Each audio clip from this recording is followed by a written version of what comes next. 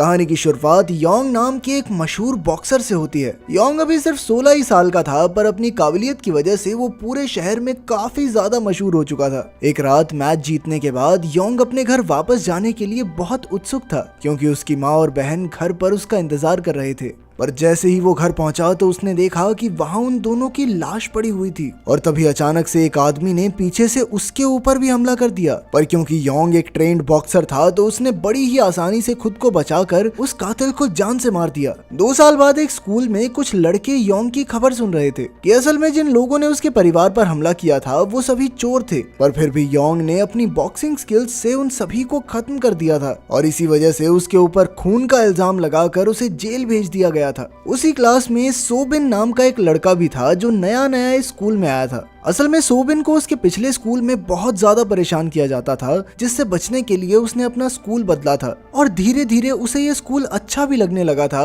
पर तभी teacher class में टोनी नाम के एक नए लड़के को लेकर आई। टोनी भी एक बॉक्सर था और वो सोबिन के पिछले स्कूल में उसे बहुत ज्यादा परेशान करता था, इसलिए उसे अपने सामने देखते ही सोबिन बहुत ज्यादा डर गया। टीचर के क्लास से जाते ही टोनी ने अपना दबदबा बनाने के लिए कुछ बच्चों को बिना वजह ही पीटना शुरू कर दिया, जिसके बाद वो सोबिन को पीटने के लिए उसके पास आया। सोबिन टोनी के सामने कुछ नहीं बोल पाया, इसलिए उसके एक दोस्त ने बीच में आकर उसे बचाने की कोशिश की, पर टोनी ने तो उस लड़की को भी धक्का देकर थप्पड़ मारने के लिए अपना हाथ उठाया। पर तभी सोबिन ने जिंदगी में पहली बार टोनी को रोकने की हिम्मत की, पर उसकी ये हिम्मत देखकर तो टोनी को और गुस्सा आ गया। उसने सोच लिया कि इसे तो अच्छे से पीटूंगा। इधर अपने बचाव के लिए सोबिन ने एक पेन उठा लिया, पर इसे देखकर टोनी रुकने वाला नहीं था। उसने बार बार सोबिन को पेन इस्तेमाल करने के लिए बोलना शुरू कर दिया, मारना मारना साले कमजोर, मारना। और अपने आप को टोनी की पकड़ में देखकर सोबिन ने बिना कुछ सोचे वो पेन उसकी आंख में मार दिया। इसके बाद उसके ऊपर अटेम्प्ट टू मर्डर का इल्जाम लगाया गया,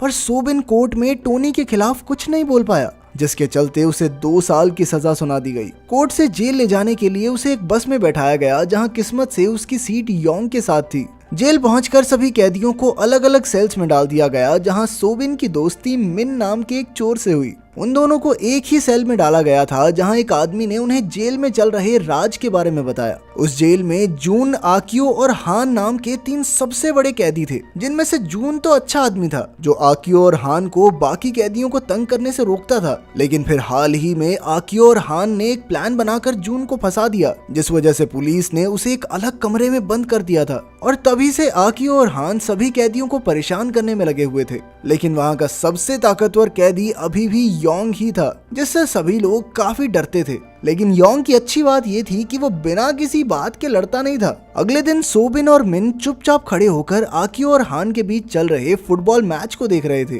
पर तभी 2 खिलाड़ियों को चोट लग गई, जिसके बाद हान ने सोबिन और मिन को अपने साथ खेलने के लिए बुलाया, जिसके लिए वो दोनों ही चुपचाप मान गए। पर सोबिन को फुटबॉल ज्यादा अच्छे से खेलनी नहीं आती थी, जिस वजह से हान की टीम हार रही थी, और वो किसी भी हाल में इस हार के लिए जिम्मेदारी लेने वाला तो था नहीं। इसलिए उसने आंख बंद करके बॉल को लात मार दी, पर गलती से वो लात सीधा आकियो की टांगों के बीच में जाकर लगी, जिसके बाद गहने फूटने की वजह से दर्द के मारे आकियो जमीन पर गिर गया। वो बहुत ज्यादा गुस्से में था, और इसलिए उसके लोगों ने सोबिन को खींचकर अपने सेल में ले जाना शुरू कर दिया। वहीं दूसरी ओर सोबिन बहुत ज्यादा डरा हुआ था, और उसे अपने पिछले स्कूल में किए हुए टॉर्चर की यादें आ रही थी, जिस वजह से वो उन लोगों से रहम की भीख मांगने लग गया। लेकिन उनके ऊपर इसका कोई असर नहीं हुआ। पर तभी उन लोगों की नजर पास से ही गुजर रहे योंग पर पड़ी, जिसे देखते ही उन्होंने ऐसा बर्ताव किया मानो वो सोबिन के दोस्त ही थे। और उनके इस बर्ताव को देखकर सोबिन समझ गया कि जेल में सभी लोग योंग से डरते हैं, और अपने आप को बचाने के लिए वो तुरंत ही योंग की तरफ भागा।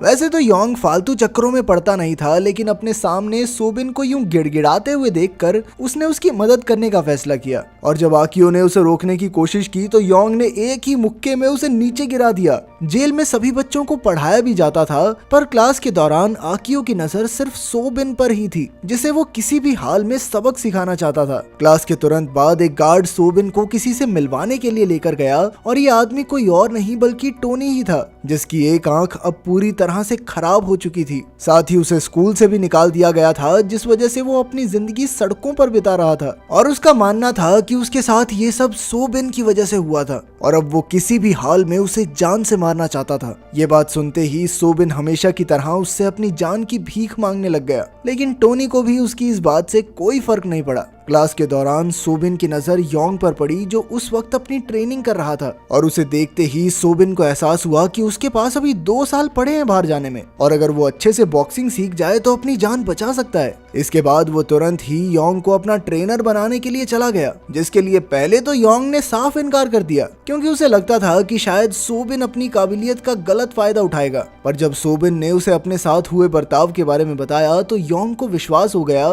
कि वो कभी भी गलत रास्ते पर नहीं चलेगा और इसलिए उसने सोबिन की मदद करने के बारे में सोचा। पर योंग को अपना ट्रेनर बनाने के लिए सोबिन को एक टेस्ट पास करना होगा जिसमें उसे 40 मिनट में ग्राउंड के 100 चक्कर लगाने थे और ये टेस्ट पास करने के बाद ही योंग उसे ट्रेनिंग देने वाला था। ये ट्रेनिंग सोबिन के लिए बहुत ज्यादा मायने रखती थी, इसलिए उसने बिना रुके ग्राउंड के चक्कर मारना शुरू कर दिया और भागते हुए उसकी आंखों के सामने सिर्फ अपने साथ हुए बुरे बर्ताव की तस्वीरें चल रही थी और इसलिए वो मरने को तैयार था लेकिन रुकने के लिए नहीं। आखिर के कुछ राउंड्स तक सोबिन पूरी तरह से थक चुका था, इसलिए योंग ने उसे रुकने के लिए कहा। पर सोबिन अपना टेस्ट पास करने का मन बना चुका था और वो पूरे 100 राउंड्स होने के बाद ही रुका।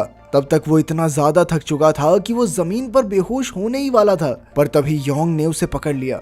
उसकी हालत को देखकर योंग समझ गया कि उसके लिए बॉक्सिंग सीखना कितना जरूरी था और उसकी मदद करने के लिए उसने सबसे पहले जेलर से कहकर सोबिन को अपने कमरे में शिफ्ट करवा लिया। असल में जेलर भी योंग का फैन था और वो जानता था कि योंग बुरा इंसान नहीं है, इसलिए उसने तुरंत ही सोबिन को योंग के कमरे में शिफ्ट कर दिया। अगले दिन से ही योंग ने सोबिन को ट्रेन करना शुरू कर दिया, पर सोबिन की कमजोर हालत को देखकर वो समझ गया कि उसे सोबिन पर बहुत ज्यादा मेहनत करनी पड़ेगी। उधर आकियो भी अपना बदला लेने के लिए तैयारी कर रहा था, पर तभी उसके साथियों ने उसे मिन के बारे में याद दिलाया जो उस दिन सोबिन के साथ था और वो लोग शायद मिन की मदद से सोबिन को योंग से अलग कर सकते हैं। उधर ट्रेनिंग के दौरान सोबिन काफी ज्यादा थक गया था और अब वो आराम करना चाहता था, पर तभी योंग ने उसे याद दिलाया कि वो ऐसे बर्ताव के साथ कभी भी बॉक्सिंग नहीं सीख सकता। उसकी यह बात सुनते ही सोबिन दोबारा से एक्सरसाइज करने में जुट गया। वो अगले कुछ दिनों तक ऐसे ही लगातार मेहनत करता रहा और धीरे धीरे उसके शरीर में बदलाव आने लग गया। इसी बीच सोबिन और योंग के बीच एक अच्छी दोस्ती भी हो गई थी। वहीं बाहर टोनी ने एक एक करके शहर के सभी गुंडों से लड़ना शुरू कर दिया और एक दिन ऐसी ही लड़ाई के दौरान एक बहुत बड़े गैंगस्टर की नजर उस पर पड़ी, जिसने उसकी काबिलियत को देखते हुए उसे अपने लिए काम करने को कहा। पर टोनी इस चीज के लिए तैयार नहीं था और इसीलिए उसने उस गैंगस्टर की बेइज्जती कर दी, जिसके जवाब में गैंगस्टर ने उसे एक ही थप्पड़ में नीचे गिरा दिया और फिर उसने टोनी को उसका ऑफर मानने का एक आखिरी मौका दिया। टोनी को पैसों की सख्त जरूरत थी और इसीलिए वो उस गैंगस्टर के लिए काम करने को राजी हो ही गया। उधर जेल में लंच के टाइम मिन ने सोबिन को बताया कि कुछ ही दिनों बाद योंग को बड़े लोगों की जेल में भेज दिया जाएगा, जिसके बाद सोबिन को आकियो से बचाने वाला कोई नहीं होगा। ये बात सुनते ही सोबिन काफी निराश हो गया क्योंकि योंग ने उसे इस बारे में कुछ भी नहीं बताया था और इसलिए वो तुरंत ही योंग से बात करने के लिए चला गया। पर योंग ने उसे समझाया कि कभी ना कभी तो उसे खुद के लिए लड़ना ही पड़ेगा ना और वो समय जल्द ही आने वाला है। तो उसकी बात मानकर सोबिन दोबारा से ट्रेनिंग में लग गया। उधर आकियो के आदमी मिन को तंग कर रहे थे, पर तभी सोबिन वहां पहुंच गया और जब उन्होंने सोबिन को धमकाने की कोशिश की तो उसने अपनी बॉक्सिंग स्किल्स से उन्हें पीट दिया। जैसे ही ये बात आकियो तक पहुंची तो उसने उन दोनों लड़कों से कहा कि जल्दी जाकर उसे मेरे पास लेकर आओ। पर अब वो दोनों सोबिन की मार से इतना डर रहे थे कि उन्होंने सोबिन के पास जाकर उससे मदद करने के लिए कहा, जिसके बाद वो चुपचाप खुद ही आकियो से मिलने के लिए पहुंच गया, जहां उसने सबसे पहले आकियो से अपनी गलती के लिए माफी मांगी। पर आकियो को इस बात से कोई फर्क नहीं पड़ता था और उसने तुरंत ही सोबिन पर हमला कर दिया। पर अब ये पहले वाला सोबिन नहीं रहा था, उसने भी अपने बचाव में आकियो से लड़ना शुरू कर दिया। पर आकियो अभी भी उससे ज्यादा ताकतवर था और उसने अपनी पूरी जान लगाकर सोबिन को जमीन पर गिरा दिया, जिसके बाद सबको लग रहा था कि ये लड़ाई बस यहीं खत्म हो गई। पर तभी अचानक से सोबिन एक बार फिर से खड़ा हो गया।